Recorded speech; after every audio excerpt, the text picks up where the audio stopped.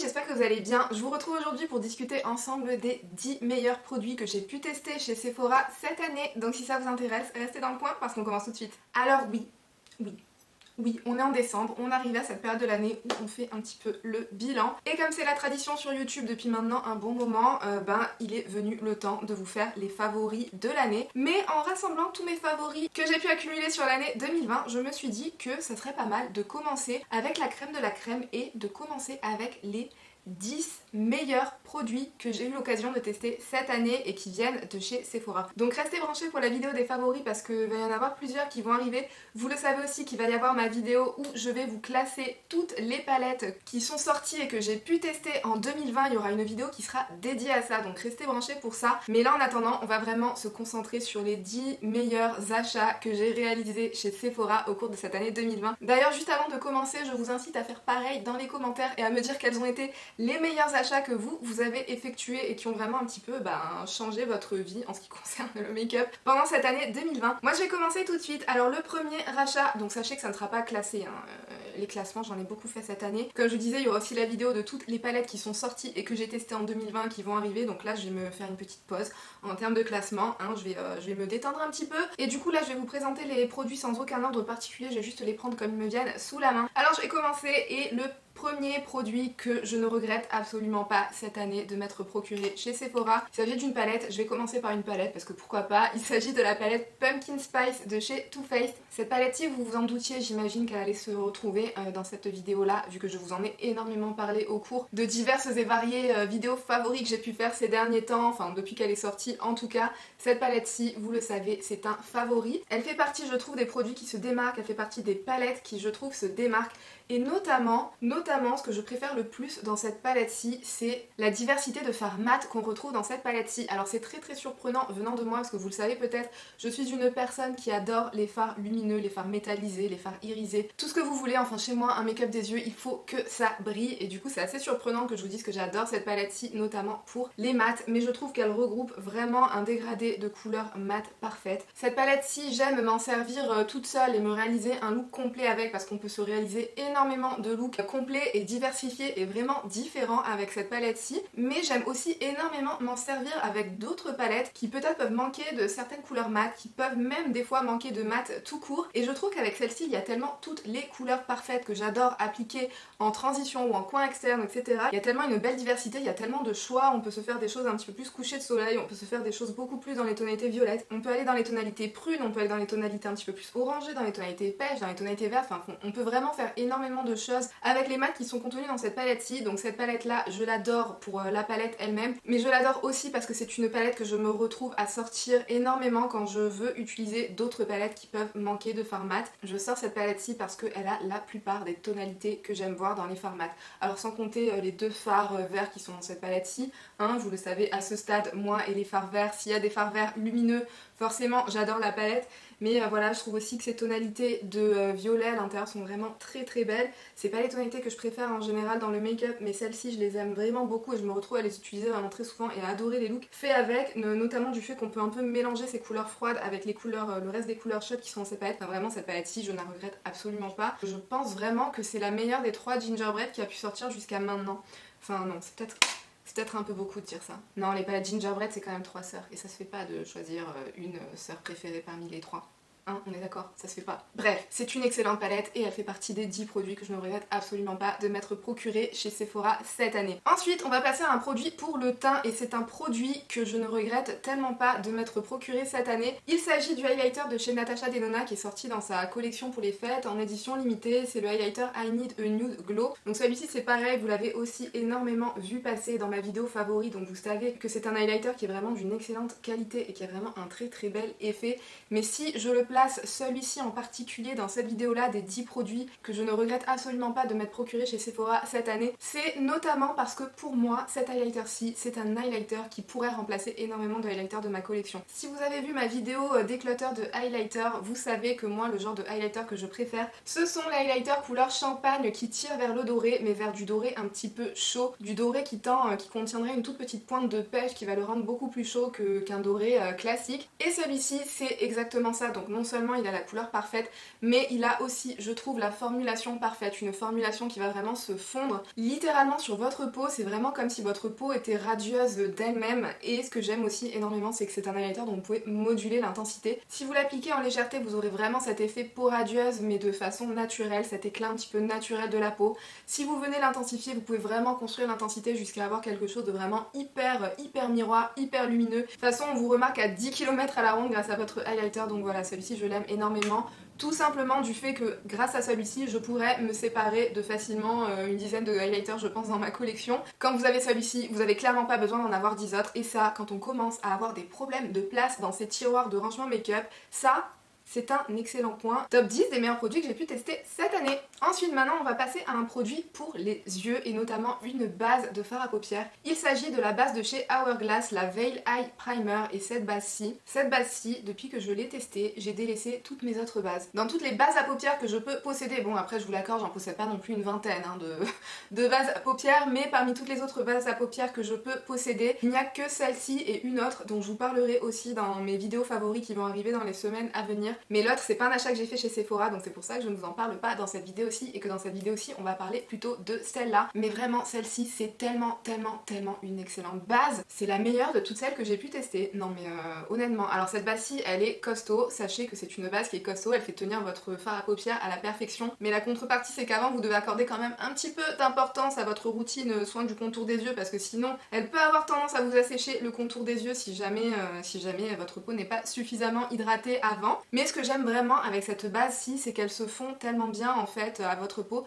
Souvent le problème que je pouvais avoir avec mes précédentes bases, c'est qu'il fallait quand même passer un petit peu de temps à bien les estomper correctement. Sinon elles pouvaient faire des petits amas, notamment au niveau du coin interne, vous voyez à cet endroit-là. Là il y a un petit creux, si je passais pas suffisamment de temps à estomper ma base, des fois il pouvait y avoir un petit effet de matière qui n'était pas forcément très flatteur et qui pouvait avoir tendance à donner un effet contour des yeux un petit peu sec. Mais celle-ci, elle s'estompe tellement facilement, elle s'estompe à la perfection, complètement imperceptible et vraiment très fine sur la paupière. Elles se font vraiment hyper bien à la peau, donc celle-ci je l'adore. Notamment pour ça, elle fait tenir les fards à la perfection. J'ai aussi remarqué, alors je sais pas si j'hallucine, je sais pas si je suis en train de rêver complètement parce que j'ai envie de lui attribuer tellement de mérite à cette base-ci, mais j'ai l'impression que quand j'utilise cette base-ci et que je mets des fards qui contiennent un petit peu de paillettes à l'intérieur, j'ai l'impression d'avoir moins de chutes de paillettes grâce à cette base-ci comparée à mes autres bases de fard à paupières. Alors est-ce que c'est parce que cette base-ci accroche vraiment mieux le fard à paupières comparé aux autres bases que j'ai pu tester, ou est-ce que c'était juste une coïncidence et que je faisais beaucoup moins de dégâts en appliquant mes fards à paupières les jours où j'utilisais cette base-ci par rapport à mes autres bases?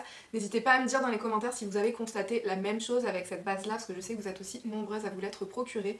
Mais en tout cas, pour moi, elle a vraiment tout bon, une accroche parfaite des fards à paupières, tenue irréprochable. J'ai l'impression que quand vous appliquez des fards qui contiennent des paillettes à l'intérieur, les fards font beaucoup moins de chute et s'estompent parfaitement sur la peau au moment de l'application sans aucun effet de matière. Donc cette base-ci, je ne m'en passe absolument plus. J'ai même pas envie de tester d'autres bases à paupières en fait, parce que celle-ci elle est tellement excellente que je vois pas quoi demander de plus en fait.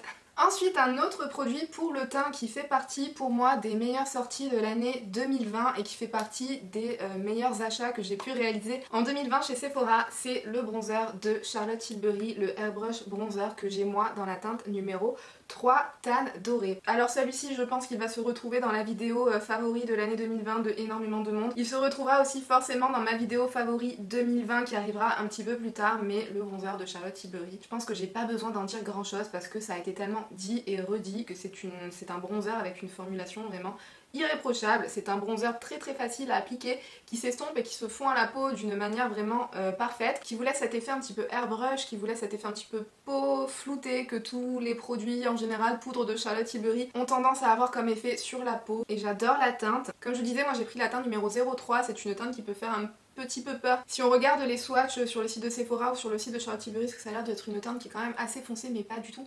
Pas du tout. Pour moi, ça, à partir du medium light, medium light, ouais. Je pense que c'est une teinte à laquelle vous pouvez vraiment vous intéresser parce que c'est le genre de teinte qui va vous donner cet effet bonne mine, cet effet hâle de bronzage vraiment parfait. Et je pense que la teinte 02, elle aurait peut-être été un petit peu trop claire pour ma carnation. Après, peut-être que si vous avez une carnation medium light mais qui est un petit peu moins jaune doré par rapport à la mienne, peut-être que la teinte 02 sera beaucoup mieux. Mais si vous avez avez le même genre de carnation que moi, faut clairement pas avoir peur de cette teinte-ci. Moi je la trouve vraiment parfaite. Et c'est un petit peu pareil que pour le highlighter de Natasha Denona. Si ce produit-ci, je le place en cette position-là, même si j'ai d'autres bronzers que j'ai énormément appréciés cette année 2020, c'est parce que grâce à ce bronzer-ci, je pourrais aussi remplacer facilement une dizaine de bronzers de ma collection et avoir le même résultat, si ce n'est encore mieux, avec ce bronzer-ci. Donc du coup, forcément, ça fait partie des meilleurs bronzers, ça fait partie des meilleurs achats, je pense, que j'ai pu réaliser sur cette année 2020. Sans compter que vous avez un pan qui est quand même assez grand et sans compter que vous avez ce packaging vraiment sublime, ce boîtier un petit peu coquillage en couleur un petit peu rose gold. Enfin, de toute façon, c'est les packaging-ci de chez Charlotte Tilbury, moi.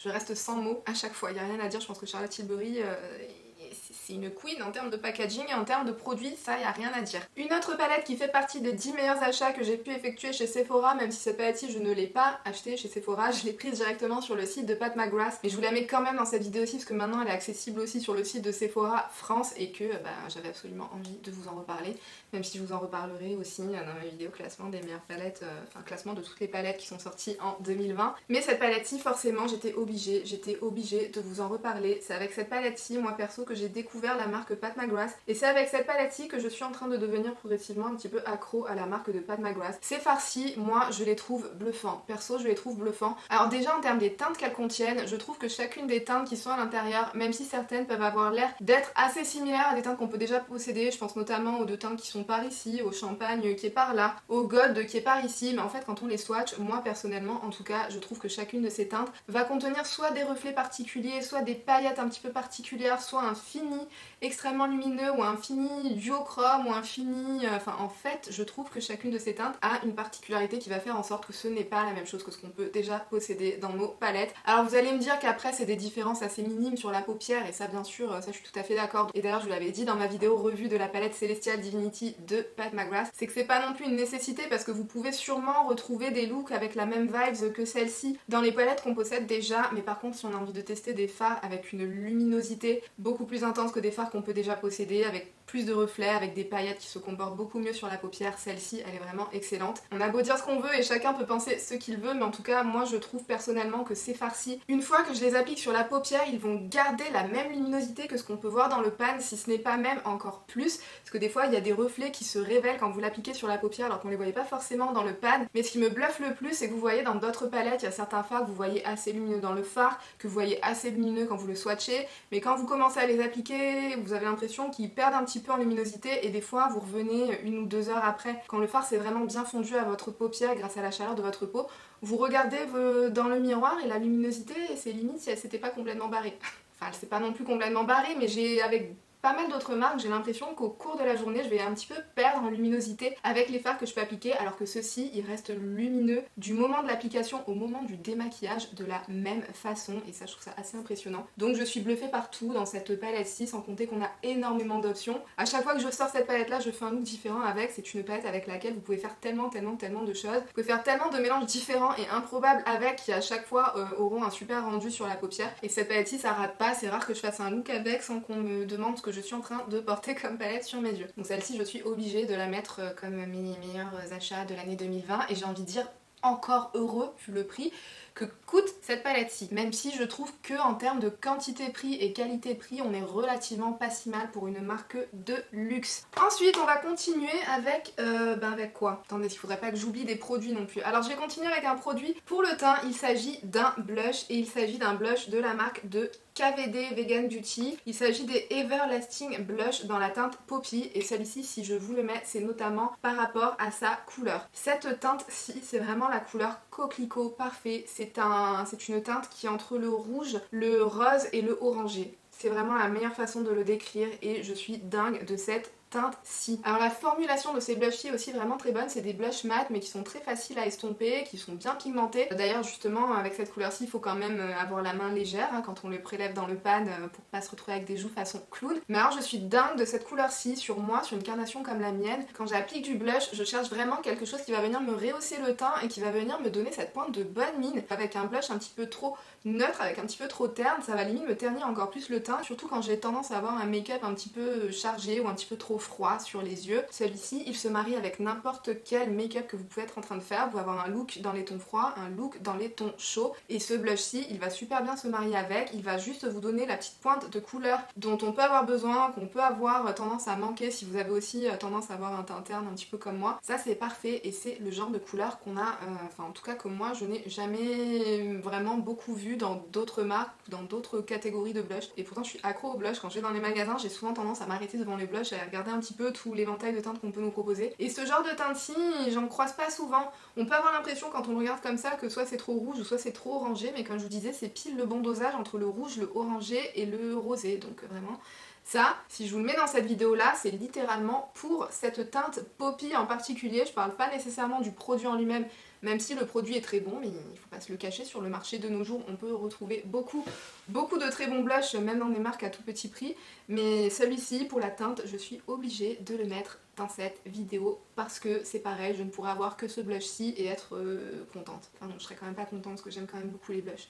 D'en avoir qu'un, ça me rendrait un peu triste. Mais vous avez compris ce que j'essaye de dire, je pense, non?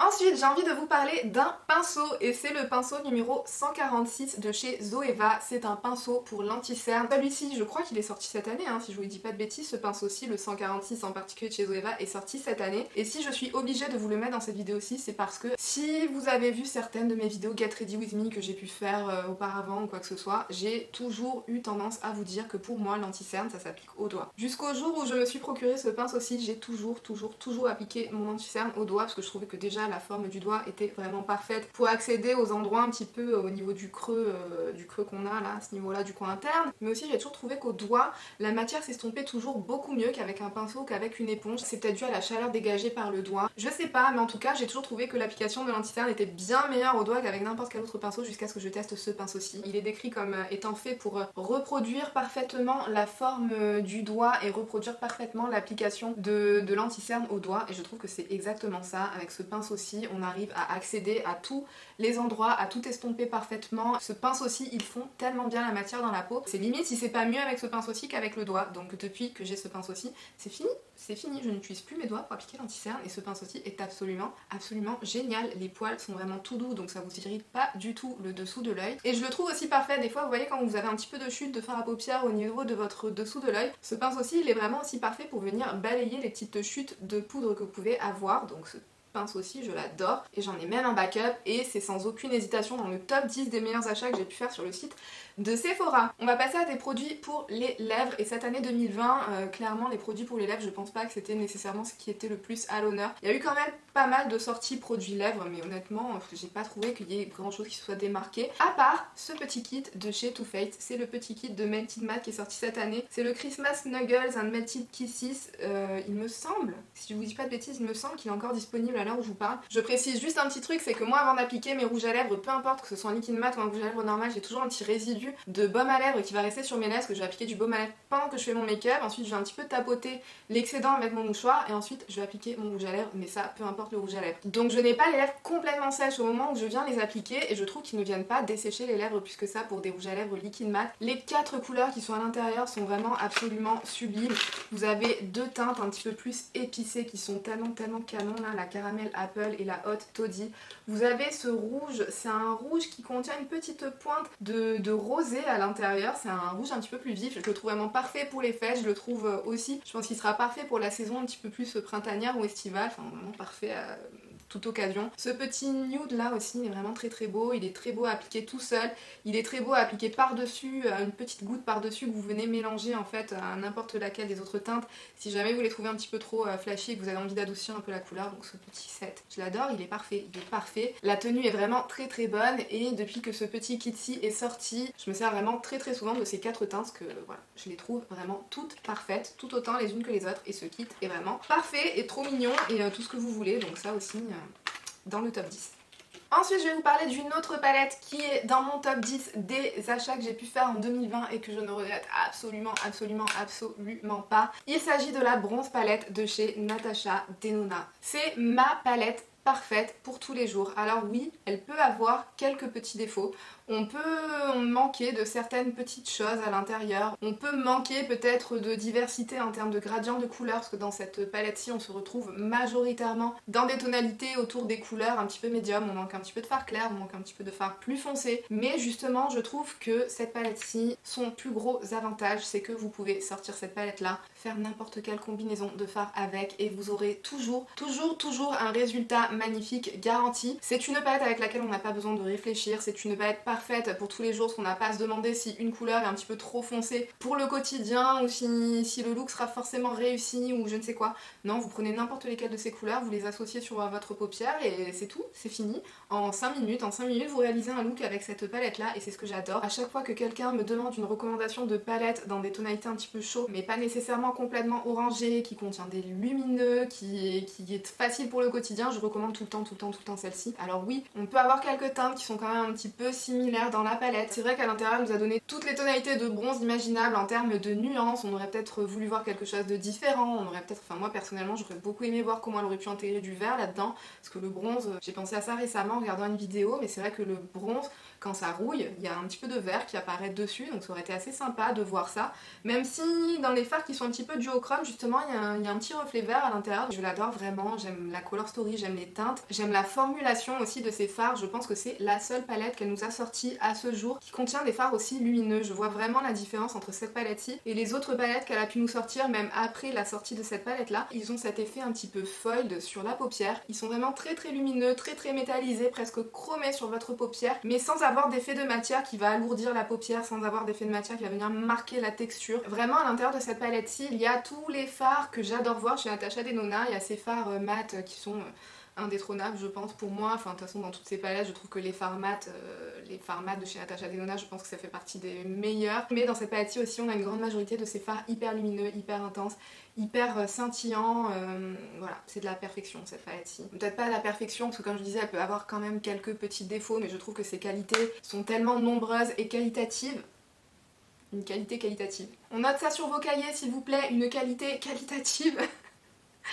Enfin bon, en tout cas, cette palette-ci, elle a tellement de qualité que pour moi, ça vient effacer tous ses défauts et voilà, je l'adore. Donc celle-ci, top 10 et même beaucoup plus top réduit des meilleurs achats que j'ai pu faire en 2020. Vous remarquerez peut-être que ma palette, elle est un petit peu modifiée, c'est parce que ce fard-là, c'est pas celui qui était à la base dans cette palette-ci et ça va me permettre de faire la transition sur le dernier produit en termes de ce que je vais énumérer, pas en termes de classement, hein, ça on a compris, qui va se retrouver dans cette vidéo et pour moi, j'étais obligée d'accorder une place à la palette Glam de Natasha Denona dans ce top 10 des meilleurs achats que j'ai pu réaliser chez Sephora cette année. Alors cette palette-ci, je vous l'ai déjà dit, vous le savez, c'est pas ma color story de base. Moi les tons froids, ça c'est beaucoup plus mon truc que ça. Je trouve aussi que dans cette palette-ci, même si on a des fards vraiment extrêmement métallisés, on n'est peut-être pas au même niveau de métallisé que certains fards qui peuvent se retrouver dans cette palette-ci. Mais on reste quand même sur un très joli niveau de luminosité, de pigmentation, de tout ce que vous voulez, c'est une excellente palette. Et si je suis obligée de vous mettre cette palette-ci dans ce top 10,